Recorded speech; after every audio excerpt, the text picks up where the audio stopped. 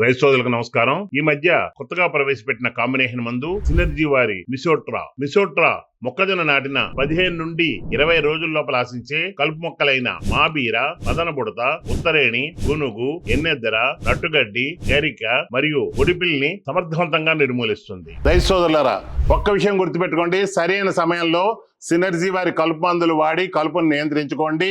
ఎరువులు పూర్తిగా సద్వినియోగం అవుతాయి, ఆరోగ్యమైన పంట వస్తుంది, అధిక దిగుబడి సాధించుకోండి. మీ పంట పొలంలో ఏదైనా సమస్యలు ఉంటే ఈ కింద స్క్రోల్ అవుతున్న వాట్సాప్ నంబర్ కి మెసేజ్ చేయండి.